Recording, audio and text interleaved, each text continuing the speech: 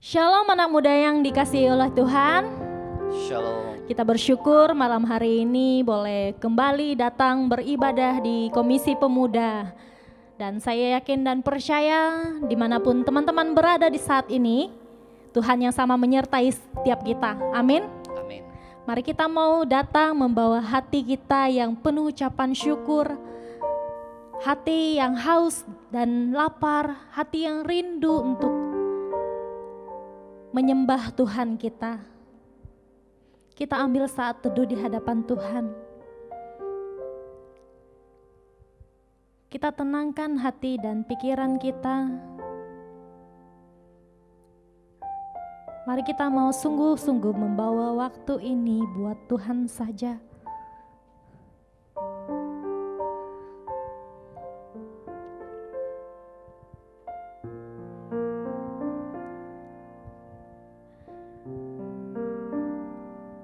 Terima kasih Bapa, Engkau sangat baik. Engkau mengasihi setiap kami ya Bapa. Terima kasih untuk kasih-Mu yang tak terbatas buat setiap kami. Terima kasih kalau Kau selalu menyertai kami Tuhan.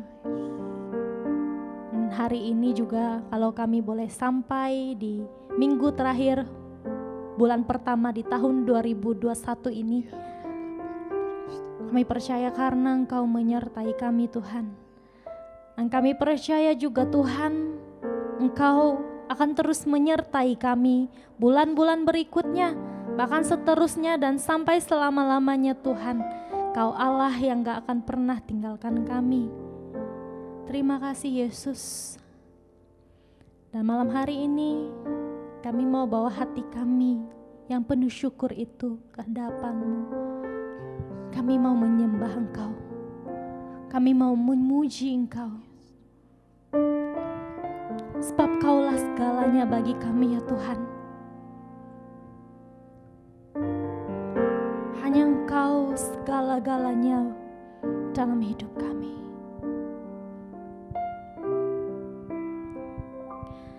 Kau Bapa yang mengasihiku, kuasa-Mu memulihkanku,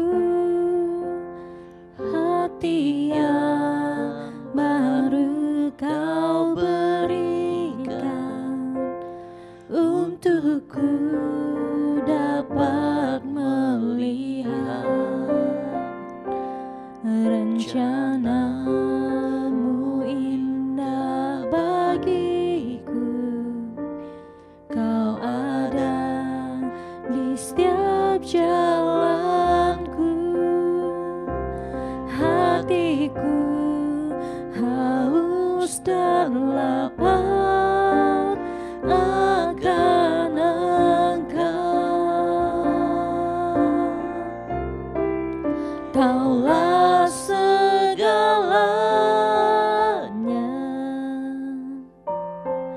di dalam hidupku.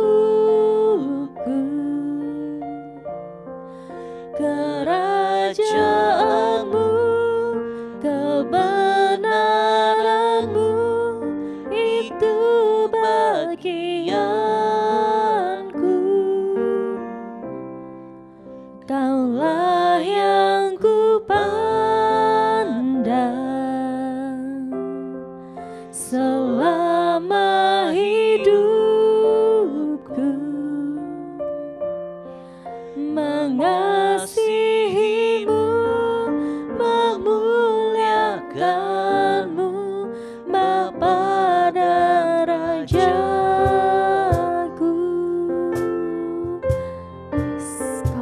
Kau Bapa yang mengasihi kami, Kau Bapa yang setia dalam hidup kami. Engkau Bapa yang mengasihiku, kuasa-Mu memulihkanku, hati yang baru Kau berikan untukku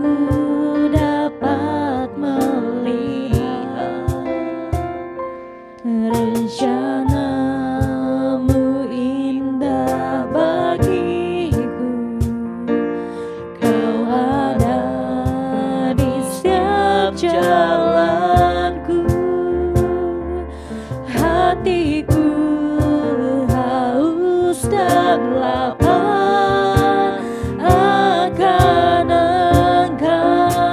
Katakan Kaulah segalanya, Kaulah segalanya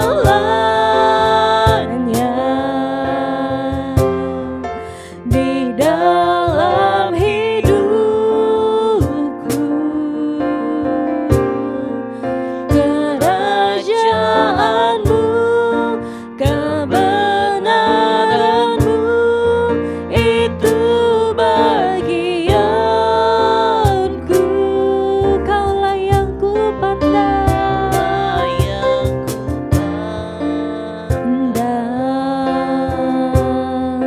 selama hidupku.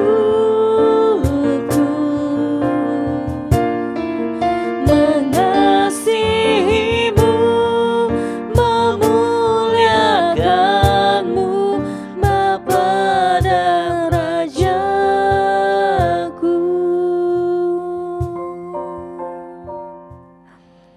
Terima kasih ya Tuhan, kalau kami boleh sampai pada hari ini Tuhan. Terima kasih Tuhan untuk kasih-Mu yang gak pernah meninggalkan kami Tuhan. Kalau pada hari-hari ini Tuhan kami jenuh, kami bosan, bahkan mungkin kami terpuruk Tuhan, kami percaya Tuhan punya rencana yang indah buat setiap kami Tuhan. Kami percaya juga Tuhan mampu memulihkan setiap hati kami Tuhan. Bapa, kami tahu ketika kami mengikut Engkau gak akan mudah Tuhan, tapi biarlah kami boleh tetap setia seperti Engkau setia pada kami Tuhan. Dan kami mau katakan Kaulah segalanya bagi kami. Kaulah segalanya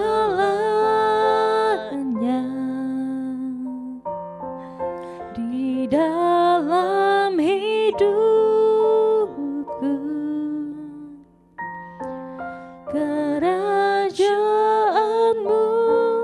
kebenaranmu, itu bagianku.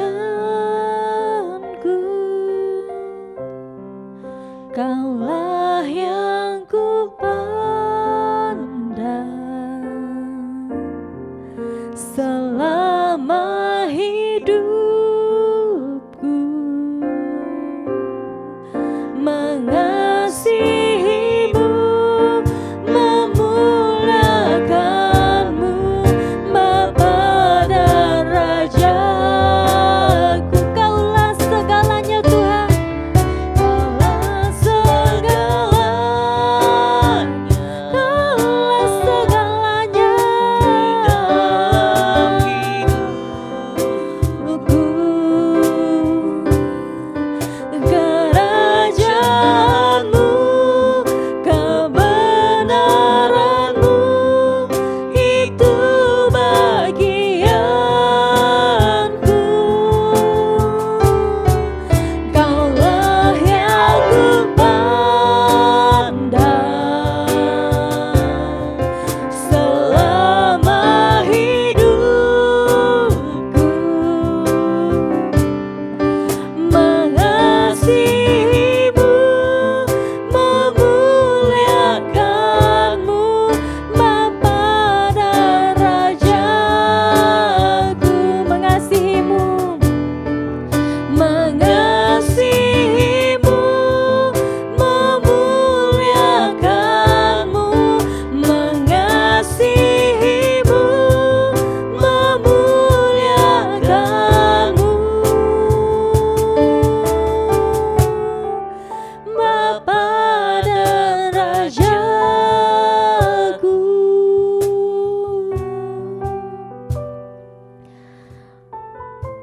Tuhan kami yang baik, malam hari ini Tuhan, kami mau serahkan ibadah ini ke dalam tangan-Mu Tuhan. Tuhan yang berkati, Tuhan yang pimpin, Tuhan yang sertai, Tuhan yang melawat setiap kami ya Tuhan. Terpujilah nama-Mu ya Bapa. Demi nama Tuhan kami Yesus Kristus, Allah kami yang hidup, Allah kami yang ajaib, kami berdoa. Haleluya, amin. Oke, sekali lagi izinkan saya menyapa teman-teman yang ada di rumah ataupun ada dimanapun kalian berada saat ini. Mungkin ada teman-teman yang baru bergabung juga. Shalom.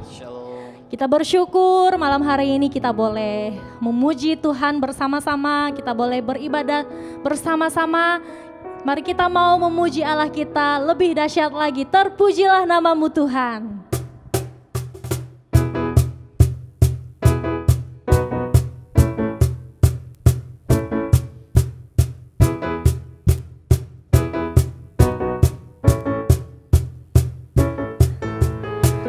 Terpujilah namamu Tuhan,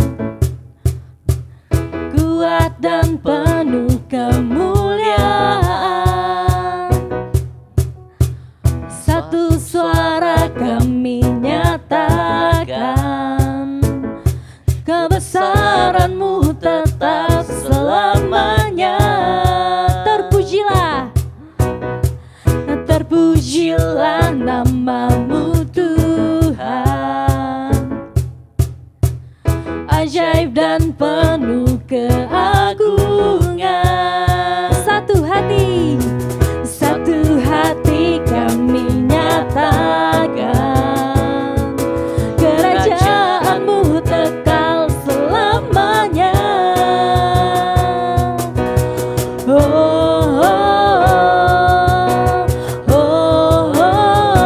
Engkaulah Raja atas dunia, yang menghancurkan kutuk dan membebaskan jiwa. Kami bersorak, bertepuk tangan. Engkau Tuhan berjaya dan memerintah untuk selamanya. Terpujilah namamu Tuhan, Dia ajaib, ajaib dan penuh keagungan. Satu hati kami nyatakan, kerajaan-Mu kekal selamanya. Sama-sama sorangan.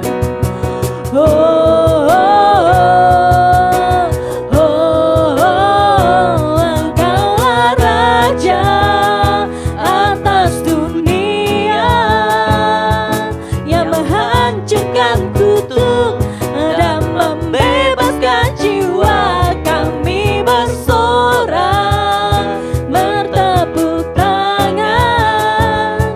Engkau Tuhan berjaya dan memerintah untuk. Engkaulah Raja atas dunia, yang menghancurkan kutuk dan membebaskan jiwa. Engkaulah Raja atas dunia, yang menghancurkan kutuk dan membebaskan jiwa. Kami bersorak, bertepuk tangan. Engkau Tuhan berjaya dan memerintah untuk selamanya. Haleluya, terpujilah Allah kita yang dahsyat, Allah kita yang hebat, Allah kita yang mulia. Amin. Oke teman-teman, saat ini kita mau siapkan hati kita. Kita mau mendengarkan Tuhan berbicara kepada kita melalui hamba-Nya. Mari kita mau siapkan hati kita yang terbaik. Siapkan telinga kita juga untuk boleh mendengarkan suaranya Tuhan.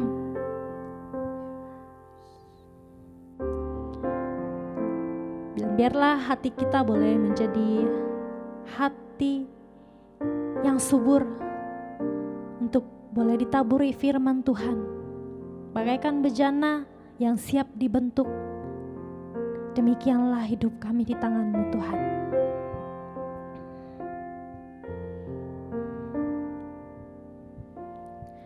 Bagaikan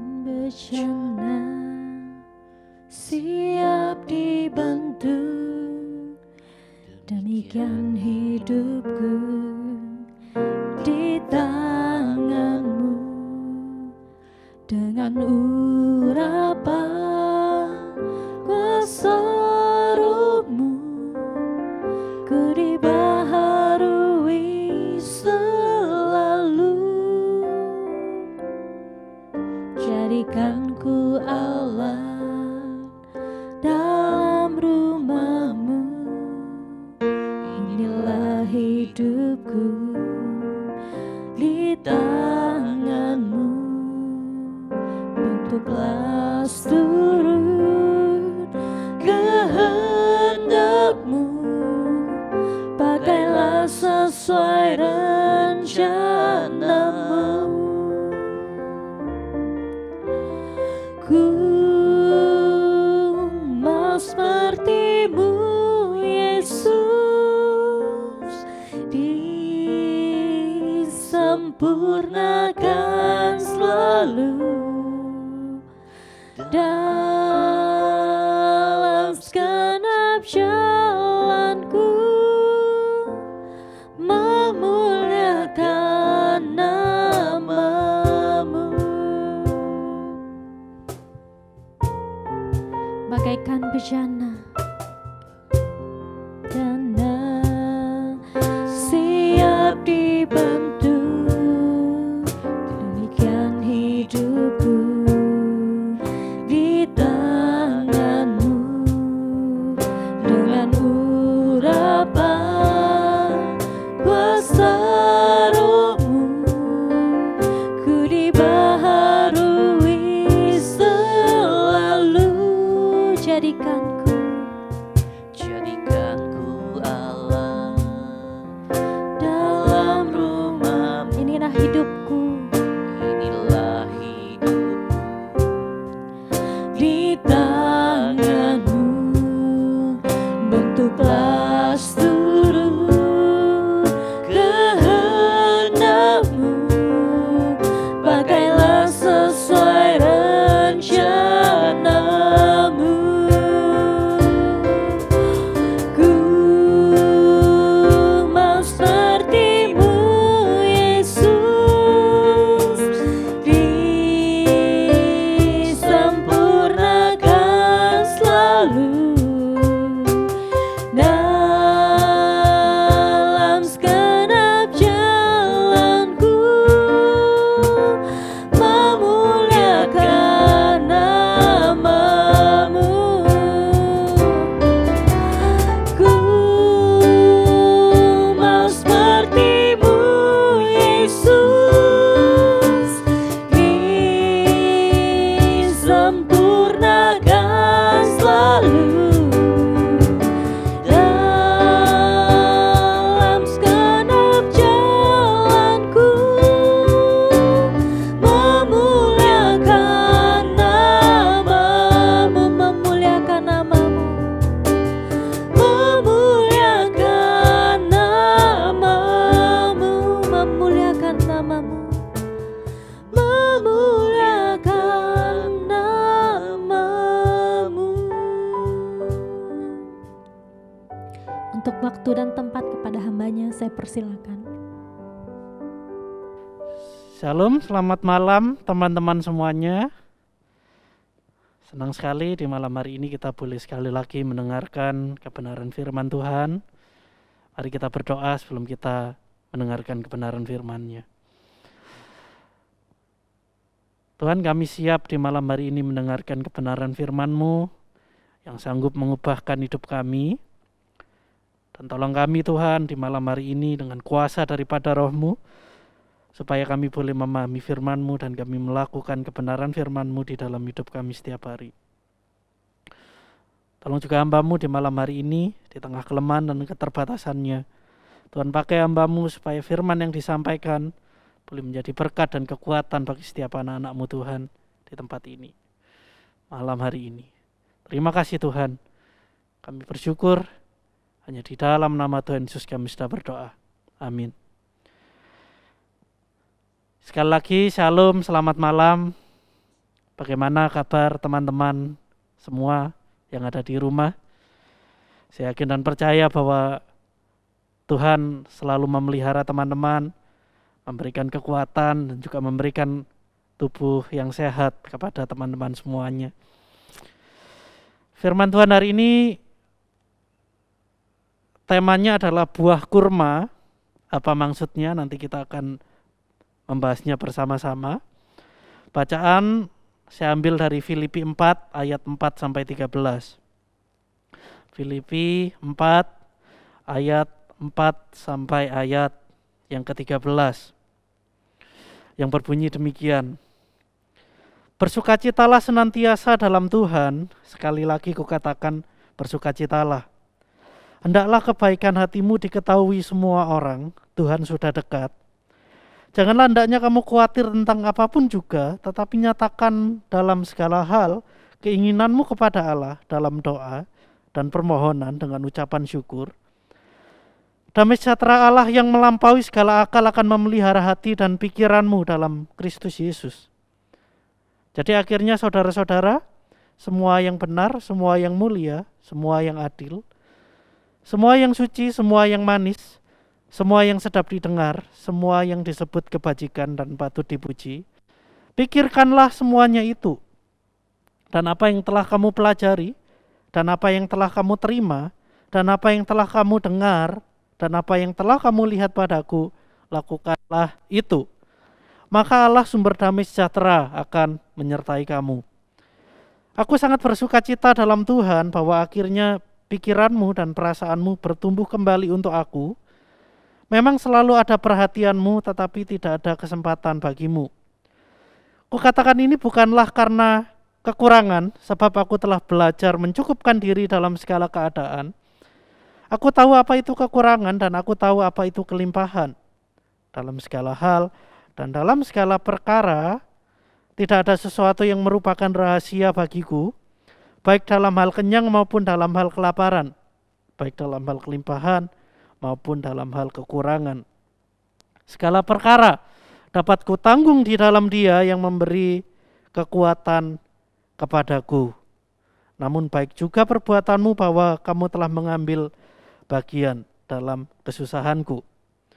Saya ulangi lagi, saya tekankan di ayat 12 dan ayat 13. Di sini Paulus mengatakan, aku tahu apa itu kekurangan dan aku tahu apa itu kelimpahan.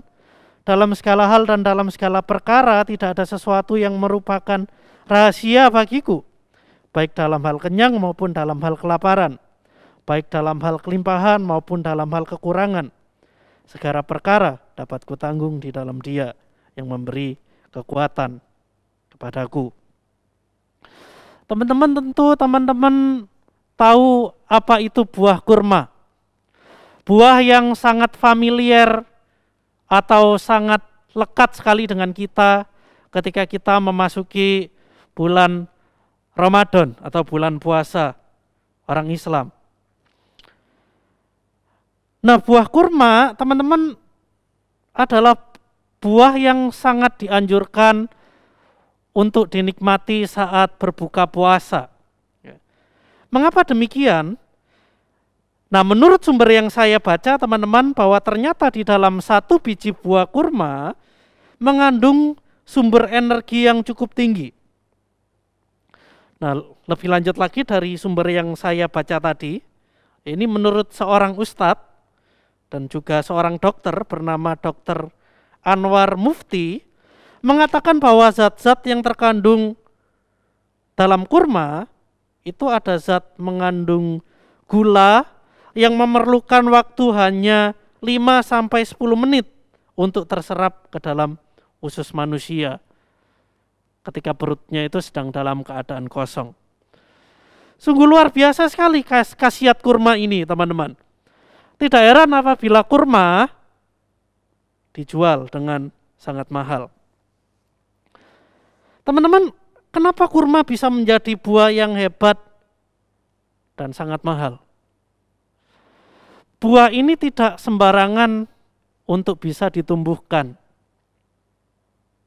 Mungkin teman-teman di dalam pikiran teman-teman akan berkata, ya buah ini seperti buah pada umumnya, atau buah ini kayaknya buah khusus deh.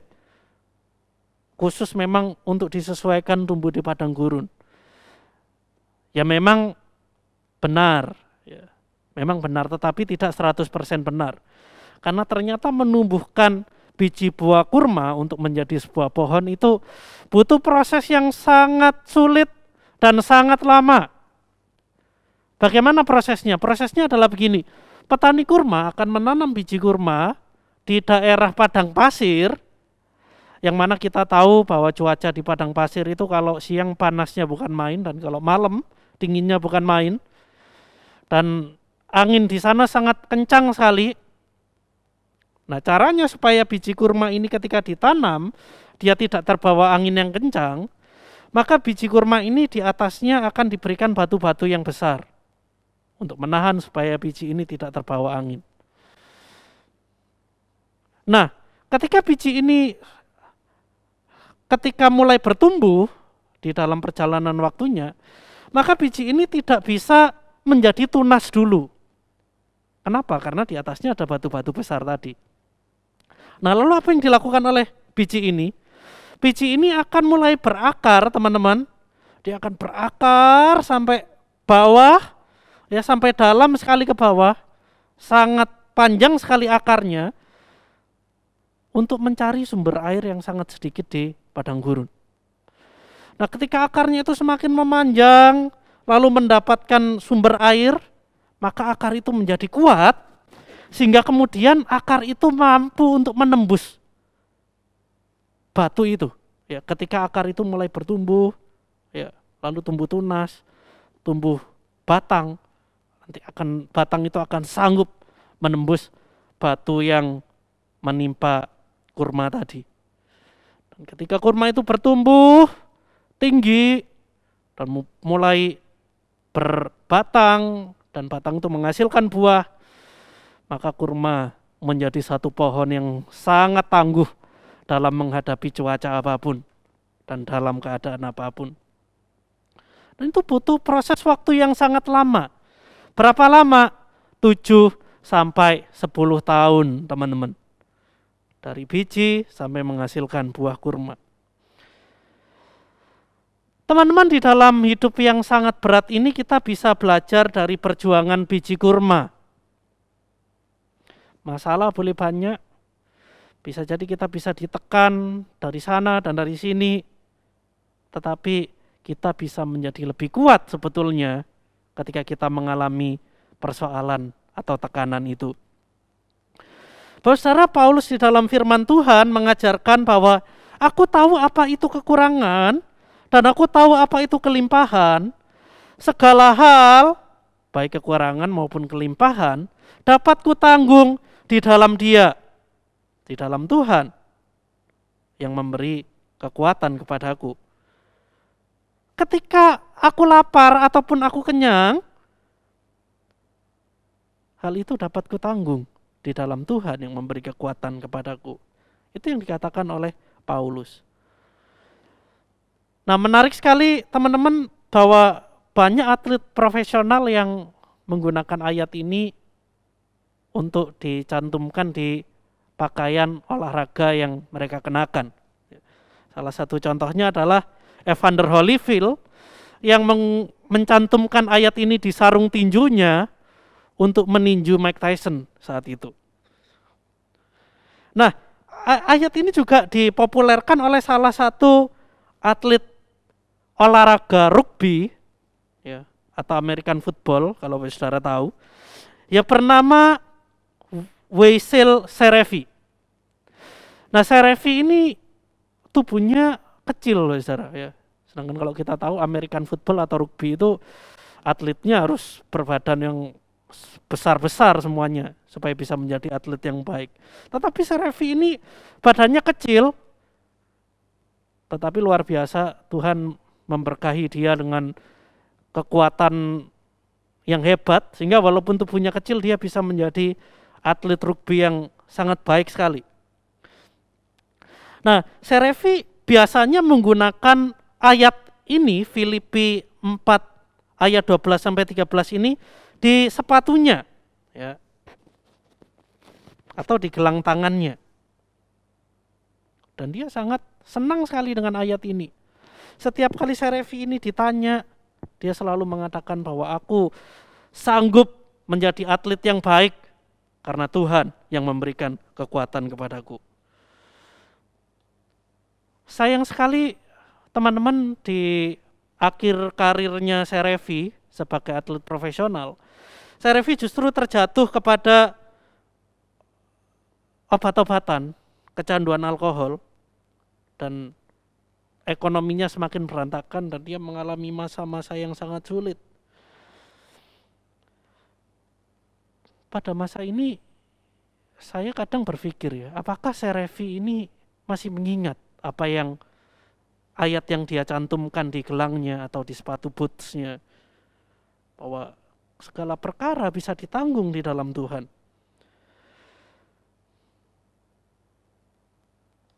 Banyak sekali orang-orang yang memahami ayat ini, suka dengan ayat ini, tetapi sepertinya begitu sulit untuk bisa melakukan apa yang dikatakan oleh firman Tuhan ini. Bapak Saudara, terkadang ketika hidup kita ini sedang lancar-lancar saja, atau ketika kehidupan ini sedang baik-baik saja, kita berpikir bahwa segala perkara dapat kutanggung di dalam Tuhan yang memberi kekuatan kepadaku. Tetapi teman-teman, masalahnya kehidupan ini tidak selamanya mulus. Bahkan lebih banyak pergumulan, lebih banyak kesulitan yang harus kita hadapi. Tetapi apakah kita bisa melakukan firman Tuhan ini di dalam kesulitan yang kita alami? Paulus ketika menuliskan bagian ini, Paulus sedang berada di dalam penjara. Dan penjara Paulus sangatlah tidak layak sekali, sangat tidak nyaman sekali.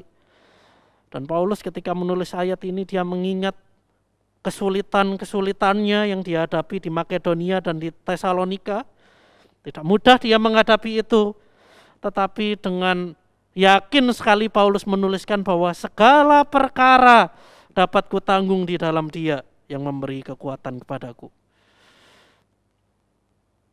Sejarah mencatat bahwa Paulus dihukum mati di Roma pada sekitar tahun 64 Masehi. Dan saya yakin Paulus tetap berpegang kepada keyakinannya sampai akhir hidupnya. Hal itu bisa dilakukan oleh seorang seperti Paulus karena ada Tuhan yang menopangnya, karena ada Tuhan yang memberikannya kekuatan. Teman-teman, ketika kita dalam kondisi yang begitu sulit, sudah seharusnya kita datang pada Tuhan yang memberikan kita kekuatan. Bagi Serefi, ia secara terbuka dia berterima kasih kepada Tuhan karena memberikannya kekuatan pada akhirnya untuk dia keluar dari depresi itu, kecanduan alkohol itu. Dan sejak saat itu dia menjadi orang yang lebih kuat. Dia kemudian membuka sekolah pelatihan rugby atau American football, dan dia mengajari anak-anak yang senang dengan olahraga ini, ya, sekaligus menyampaikan nilai-nilai yang dipegangnya, menyampaikan penyertaan Tuhan yang sudah dia alami dalam hidupnya. Kita mungkin akan kagum bila melihat apa yang terjadi pada anak-anak Tuhan yang bisa memahami masalah itu sebagai satu hal yang membuat dia menjadi lebih baik, membuat hal yang semakin membuat dia bertumbuh akan pengenalannya di dalam Tuhan. Sama seperti sebuah kurma tadi, yang ketika ditimpa batu, kurma ini tidak menyerah, tapi dia justru berakar semakin dalam, dan akhirnya dia tumbuh menembus batu itu. Sebagai orang Kristen pun kita bisa mengalami proses pertumbuhan yang sama seperti buah kurma, teman-teman.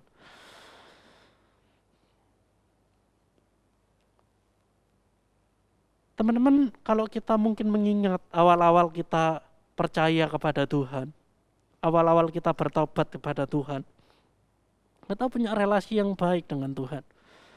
Kita merasa bahwa Tuhan begitu baik, Tuhan begitu dekat. Aku mau berkomitmen untuk tiap hari berelasi dengan Tuhan, bersaat teduh dengan Tuhan tiap hari.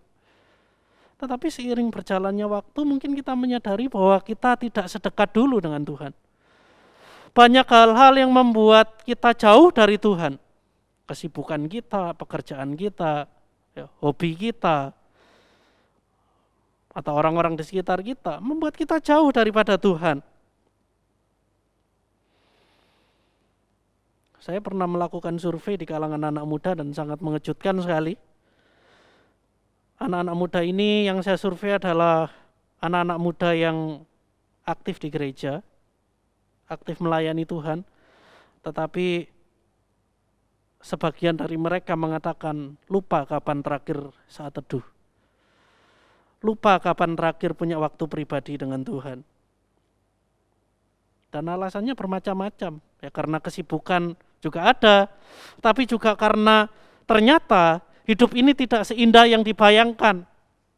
Selama mengikut Tuhan justru malah banyak kesulitan dan penderitaan yang terjadi. Banyak rencana-rencana yang ternyata tidak berjalan sesuai dengan yang diinginkan. Kalau mengingat pengajaran Yesus tentang perumpamaan seorang penabur, mungkin kita ini seperti biji yang ditabur di tanah yang berbatu-batu. Biji yang hanya tumbuh sebentar saja, tetapi kemudian mati. Atau seperti biji yang ditanam di semak duri. Orang yang mendengar firman Tuhan lalu bertumbuh, tetapi semak duri menghimpit. Semak duri itu lambang kekhawatiran, lambang penderitaan, lambang kesulitan, dan menjadi tidak bertumbuh. Padahal apa yang dikehendaki Tuhan adalah ketika kita ini ditabur di tanah yang subur. Kita ini seperti biji yang ditabur di tanah yang subur. Dan bertumbuh dan berbuah berkali-kali lipat. Melalui kebenaran firman Tuhan hari ini teman-teman kita bisa belajar dua hal. Kalau kita ingin bertumbuh. Seperti pohon kurma tadi. Bertumbuh menjadi pohon yang tangguh. Dan berbuah sebagai buah yang sangat mahal dan sangat hebat sekali khasiatnya. Apa dua hal itu? Pertama adalah jangan menyerah terhadap kesulitan dan pergumulan hidup teman-teman. Masalah boleh ada di dunia ini, tetapi kita harus dengan yakin mengatakan bahwa masalahku tidak lebih besar daripada Tuhan yang menyertai aku.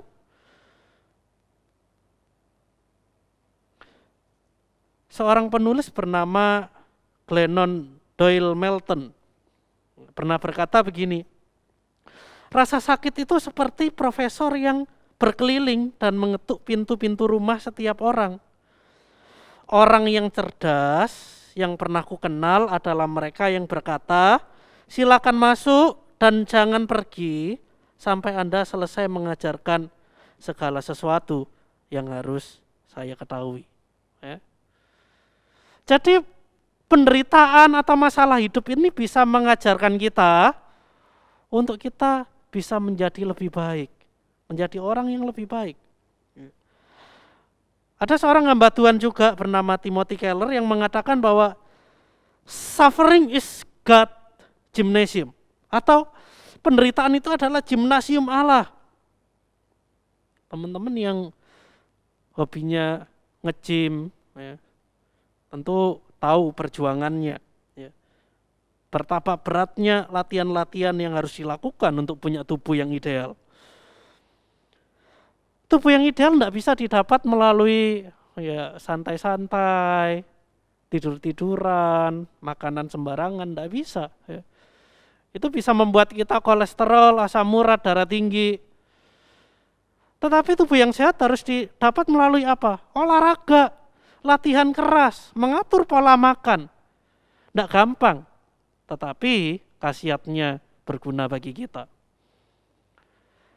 Kalau tubuh jasmani harus dilatih demikian rupa, demikian juga dengan tubuh rohani kita.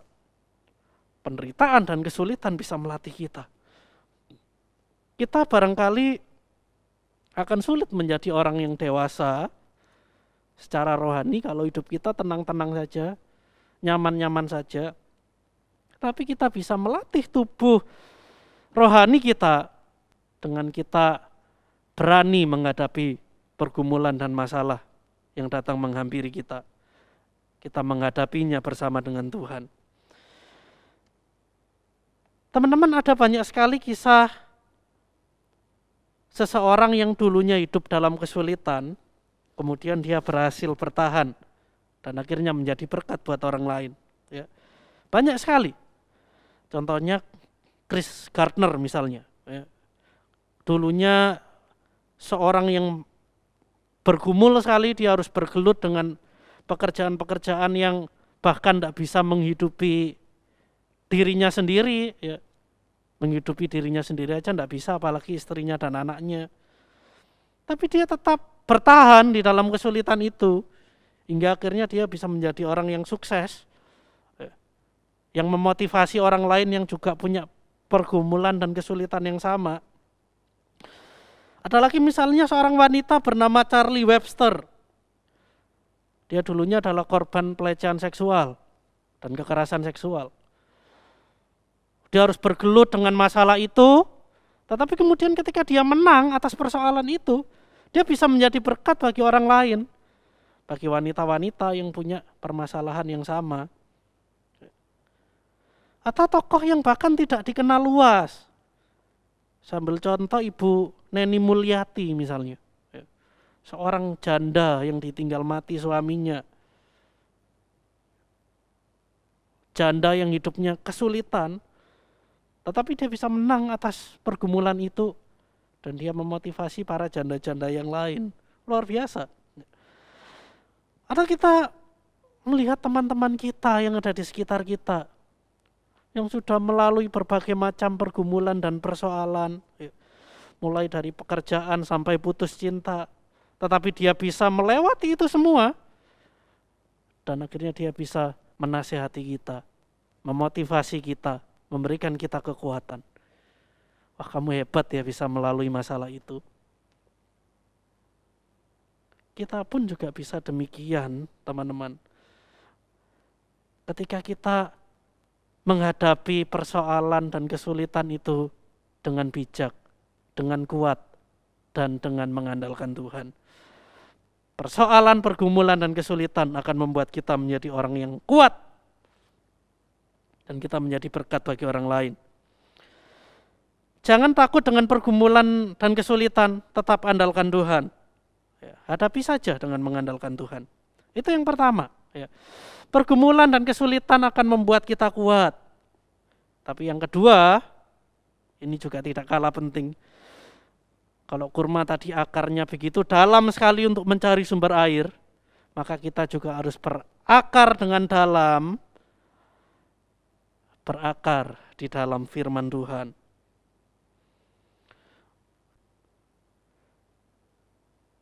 Teman-teman, kita bisa berakar di dalam firman Tuhan ketika kita rindu untuk punya relasi pribadi yang baik dengan Tuhan. Ketika kita rindu untuk tiap hari mencari kehendak Tuhan melalui kebenaran firman-Nya.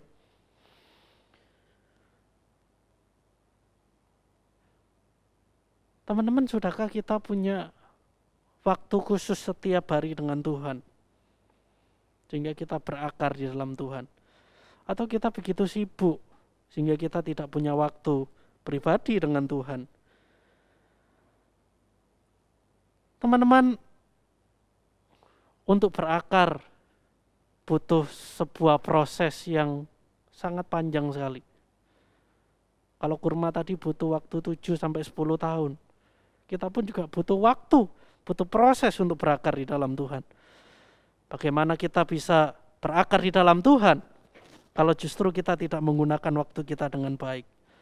Gunakan waktumu dengan baik untuk menggali kebenaran firman Tuhan, untuk berelasi dengan Tuhan, maka engkau akan kuat di dalam Tuhan. Engkau akan berakar dengan sangat kuat. Teman-teman, adanya kesulitan dan penderitaan di dunia ini adalah akibat dosa manusia. Tetapi Tuhan memberikan anugerahnya bagi kita untuk kita bisa meresponi kesulitan dan penderitaan itu dengan baik. Dan Tuhan juga memberikan kita firman-Nya supaya kita berakar dengan kuat. Dan kita menjalani kehidupan di dunia ini dengan kuat dan dengan bijaksana. Tetap andalkan Tuhan dan tetap berakar dalam firman-Nya, sehingga hidupmu memuliakan Tuhan dan menjadi berkat bagi orang lain. Kiranya firman ini menjadi kekuatan bagi kita. Amin. Mari kita berdoa. Tuhan, firman-Mu telah disampaikan kepada setiap anak-anak-Mu di malam hari ini. Tuhan, tolong ajari kami untuk kami boleh tetap berharap, tetap bergantung kepada Tuhan di dalam waktu-waktu yang tidak mudah ini. Mungkin kami banyak kesulitan, kami banyak pergumulan, tapi tolong Tuhan mampukan kami untuk kami boleh melalui setiap kesulitan dan pergumulan itu dengan kekuatan daripada Tuhan. Dan tolong kami Tuhan untuk kami boleh mencintai firman-Mu, berakar di dalam firman-Mu, sehingga apapun yang kami lakukan di dalam hidup kami menyenangkan nama Tuhan. Dan kami percaya bahwa kami akan menjadi orang yang semakin kuat bersama dengan Tuhan. Terima kasih Tuhan, tolong kami melakukan firman-Mu, hanya di dalam nama Tuhan Yesus kami sudah berdoa. Amin. Terima kasih kepada hamba-Nya yang sudah menyampaikan firman Tuhan buat kita semua malam hari ini. Kiranya firman Tuhan yang disampaikan oleh hamba-Nya boleh jadi kekuatan buat setiap kita. Amin. Oke teman-teman, kita sudah sampai di penghujung ibadah kita. Dan saya berharap teman-teman boleh tetap setia mengikuti ibadah Komisi Pemuda maupun ibadah umum. Dan teman-teman, mari kita mau akhiri ibadah kita saat ini. Kita akan tutup di dalam doa oleh hamba-Nya.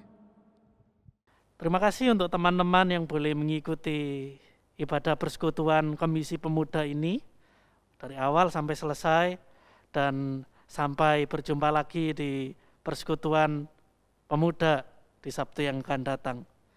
Mari kita menutup ibadah persekutuan pemuda ini dalam doa. Dan terima kasih kami boleh beribadah kepada Tuhan, kami boleh mendengarkan kebenaran firman Tuhan. Kami mohon berkat-Mu Tuhan, supaya kami boleh melakukan firman-Mu di dalam hidup kami setiap hari. Tolong kami Tuhan dimanapun kami berada untuk aktivitas kami selanjutnya, lindungi kami dengan anugerah daripada Tuhan. Tolong kami di dalam pergumulan dan kesulitan hidup kami, supaya kami boleh tetap mengandalkan Tuhan. Terima kasih Tuhan untuk kebaikan-Mu, hanya di dalam nama Tuhan Yesus kami sudah berdoa. Amin. Sekian, Tuhan memberkati kita semua.